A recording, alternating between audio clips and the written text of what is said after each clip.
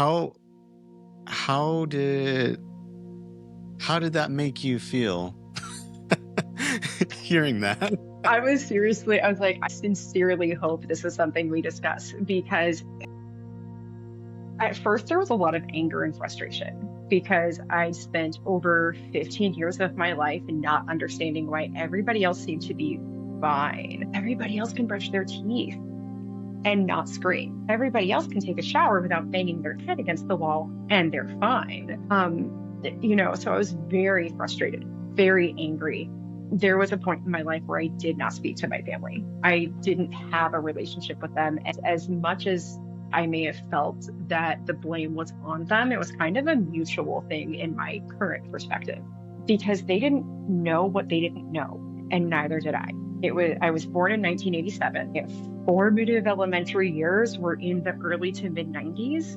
Again, the knowledge we have now, we did not have then. So everybody still thought that girls just grow out of it, like magical little pixie unicorns or something. So everyone just kind of assumed that whatever was wrong with me would go away by the time I was an adult.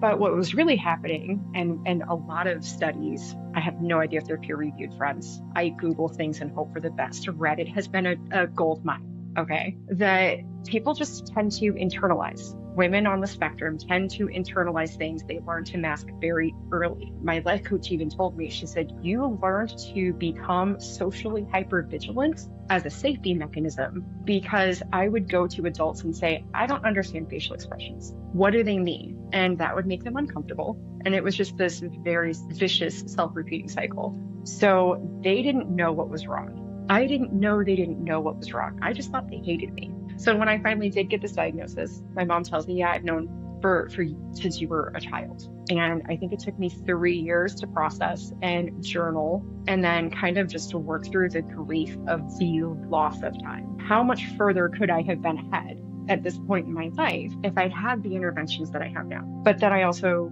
realized over time, those interventions did not exist. Or if they did, they were not available in my area. They were not available. They weren't even something that was within the realm of understanding. I now teach my mother more about autism than she knew as a mental health professional when I was a child.